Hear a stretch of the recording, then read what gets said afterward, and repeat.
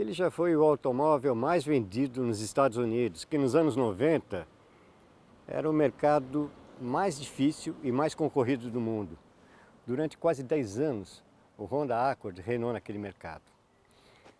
Esse carro chegou no Brasil em 92 e desde então tem sido um carro para muito poucos. Por que será? Nós vamos tentar entender isso agora. Está no ar Os Especialistas.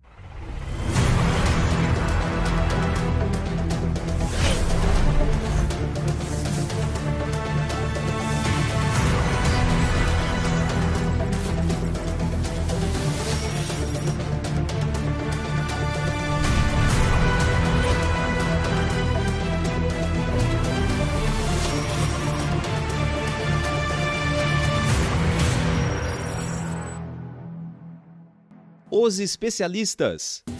Oferecimento: Ford, Mercedes-Benz, OLX e Renault. Fernando, não é fácil ser líder no então maior mercado do mundo, né? É verdade, ele conseguiu isso, né? Na época derrotando o Taurus. Que era o carro mais vendido, era o carro mais vendido. Automóvel mais vendido. Mais vendido, né? Antes ainda da época dos SUVs explodirem, né? Muito para trás, né? E agora a situação ficou mais dura para o Accord nos Estados Unidos, porque o líder há vários anos é o Camry, né?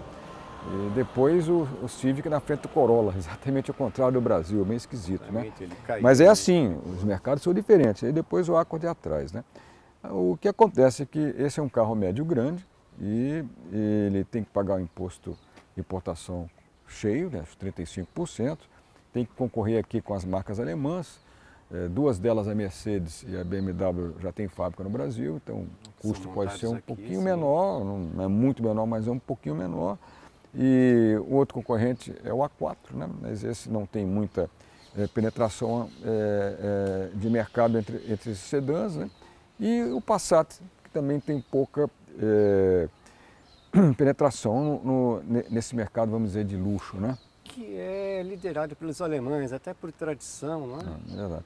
Mas aqui você tem um Accord que hoje ele vende em torno, no primeiro semestre vendeu 95 unidades, o Camry um pouco mais, 110, né? 110. Mas é difícil o Accord vencer a briga dos orientais, né? Mas ele é um carro que atrai por ser discreto, né? E também ele, nessa cor preta mais ainda, né?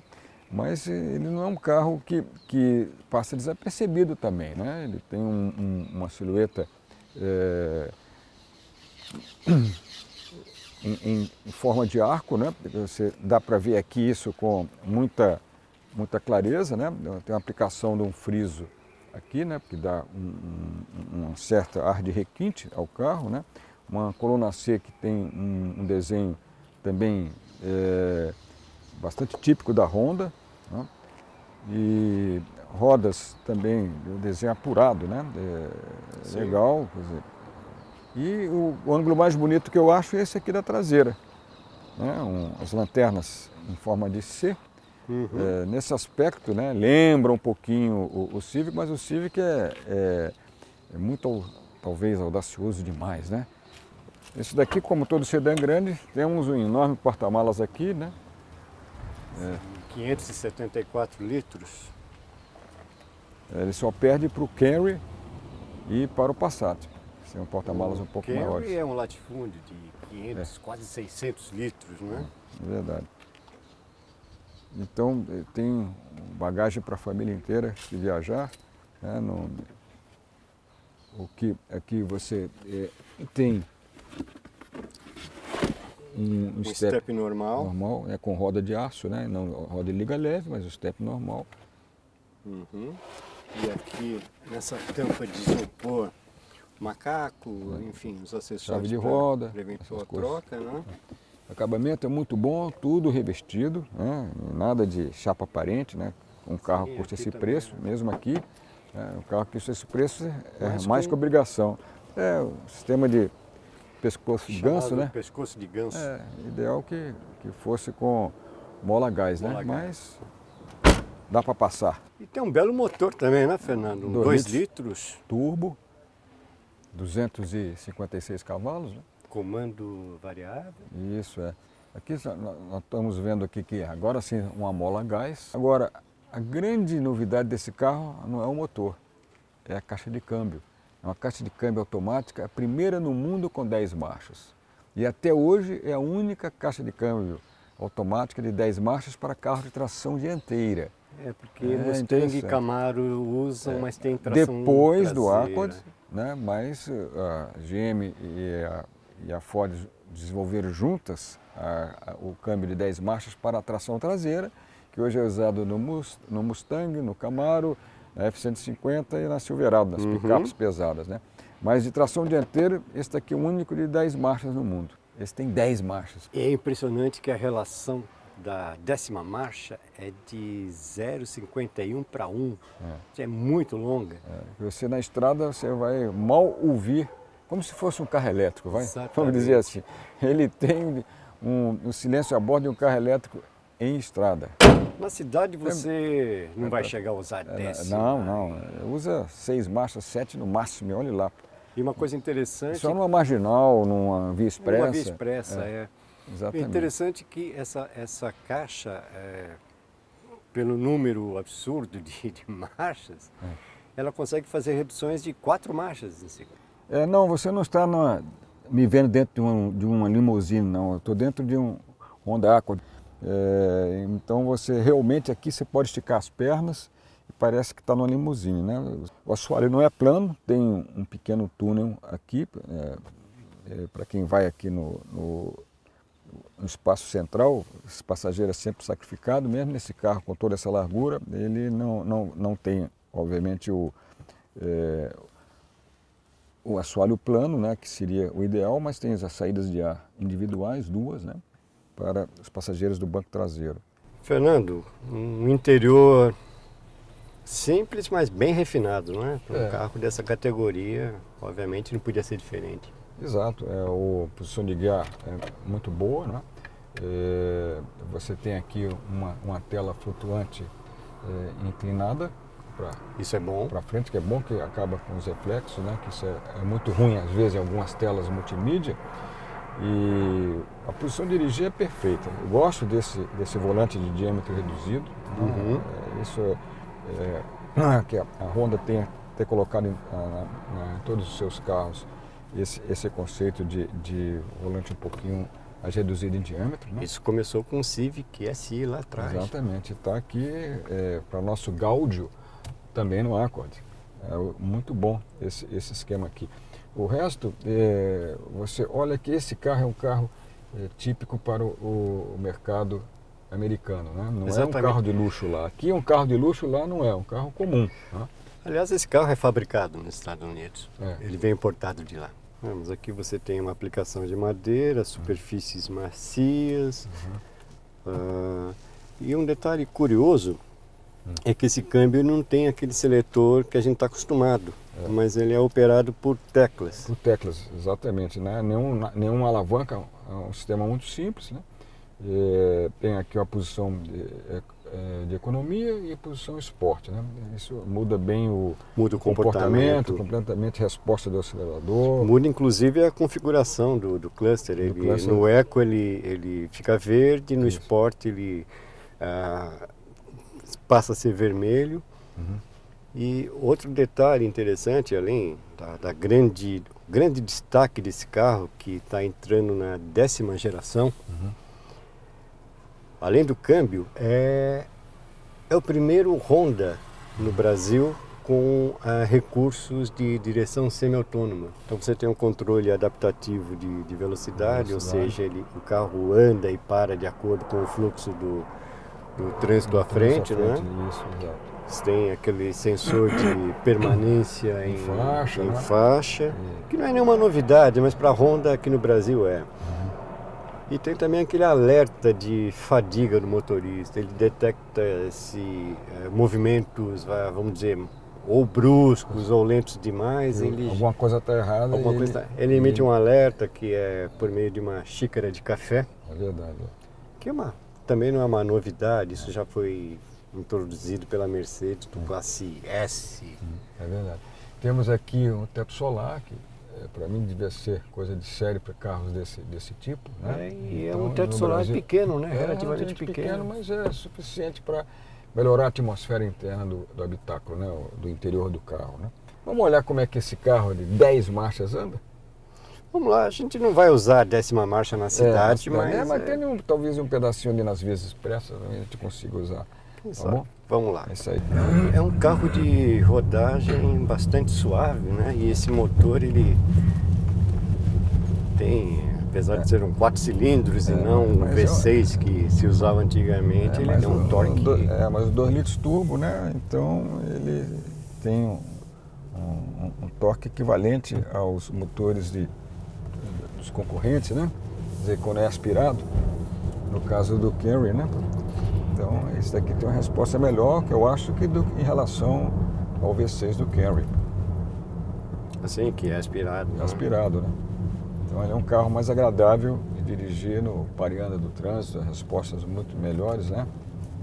E esse carro tem um recurso no motor que é o sistema variável de válvulas, né? O VTEC famoso da Honda.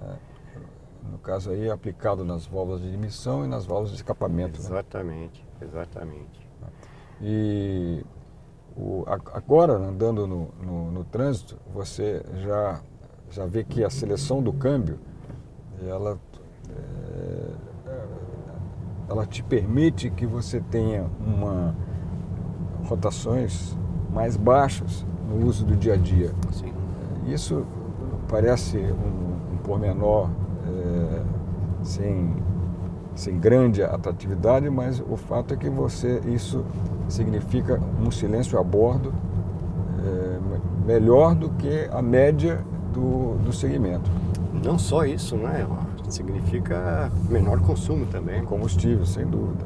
Precisa de 10 marchas? Talvez não. Essas caixas de 8 já dão... Já seriam suficientes. Mas a grande vantagem das 10 marchas é o consumo em estrada. E isso acaba melhorando, porque o consumo é uma média de cidade e estrada. Né? Uhum. Então, de modo que o custo do câmbio é alto, né? Um câmbio de 10 marchas é caríssimo, né? Mas ele consegue devolver isso em termos de economia de combustível. E é um câmbio desenvolvido pela própria Honda. Exatamente, fabricado internamente por ele. Fabricado internamente por ele. Mas me parece que esse carro tem 5 metros, né? Ele é bastante ágil, especialmente nessa posição Sport. Ele é um carro que a resposta é muito boa. Eu gosto muito da dirigibilidade do Accord, sabe? Ele tem uma boa estabilidade direcional. Quando você quer dirigir rápido, ele não... As mudanças de faixa são imediatas. Exatamente, né? Deram você vê que então, na posição Eco, hein? Na posição Eco. Não estou nem na posição Sport. Vamos colocar no Sport para sentir a aceleração. Você vê que muda a configuração do painel. Exatamente, muda.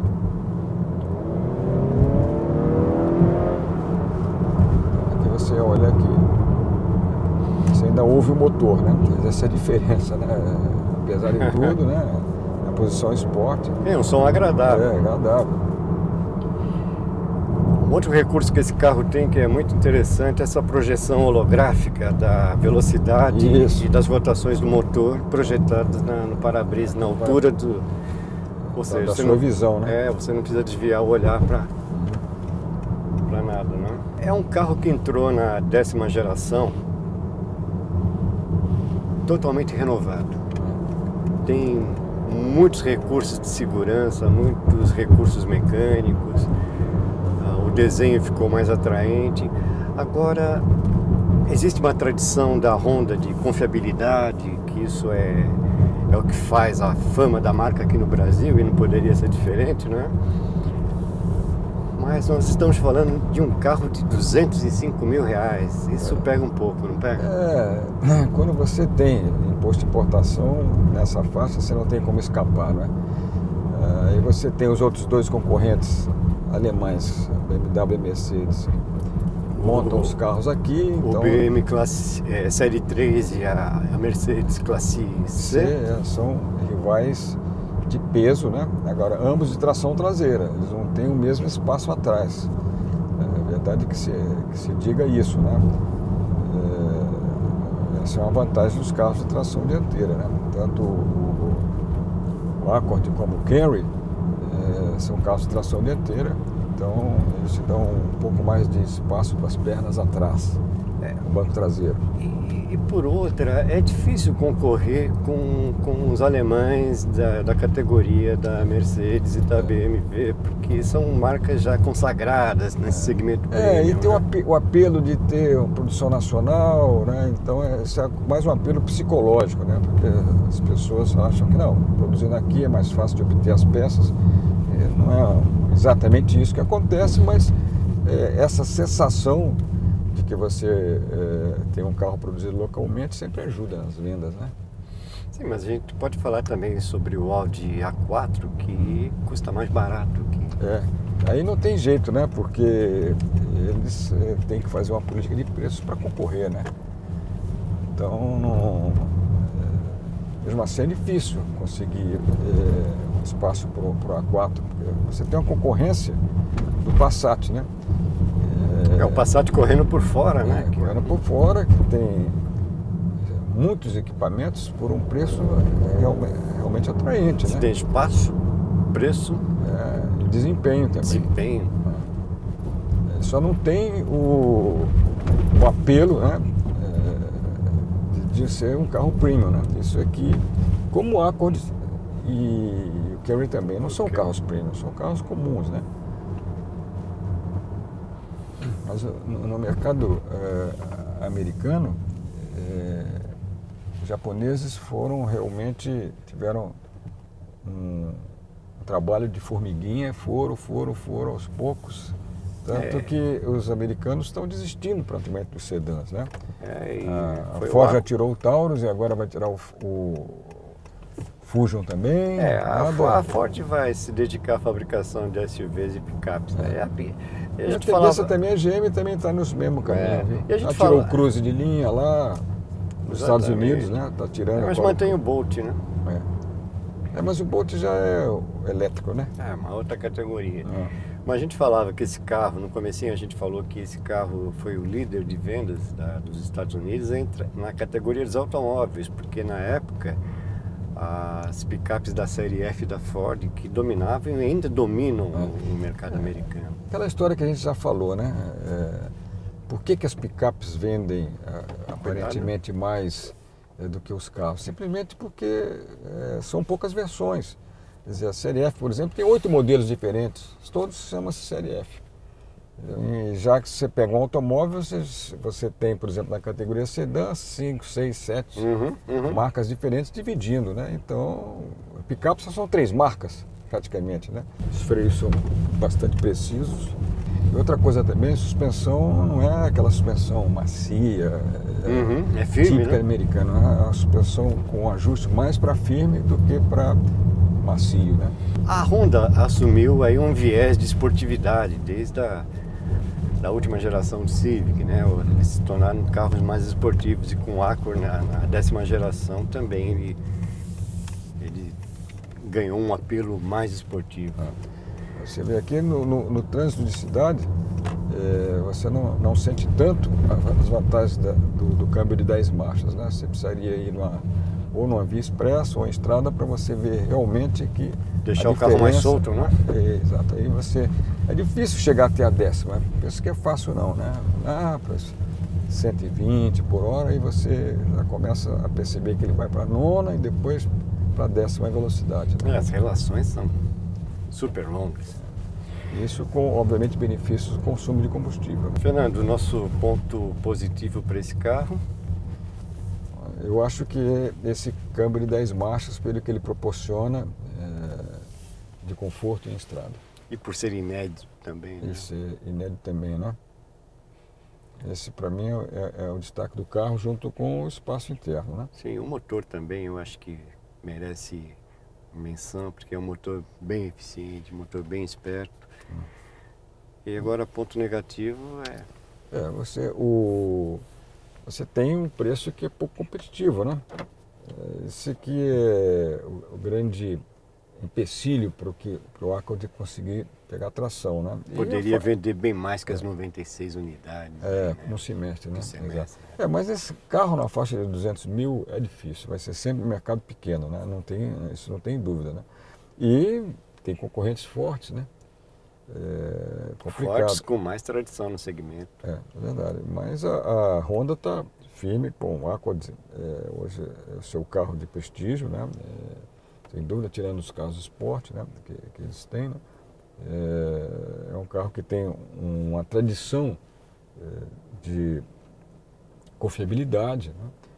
E com esse casamento desse motor, né? 2 litros turbo com a caixa de câmbio de 10 marchas automática, realmente é um grande ponto de destaque.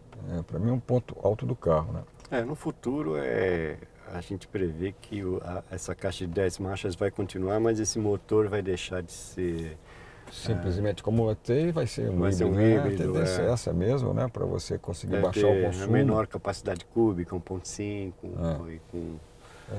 E você pode colocar um motor elétrico auxiliando, né? Como um híbrido, né? Claro.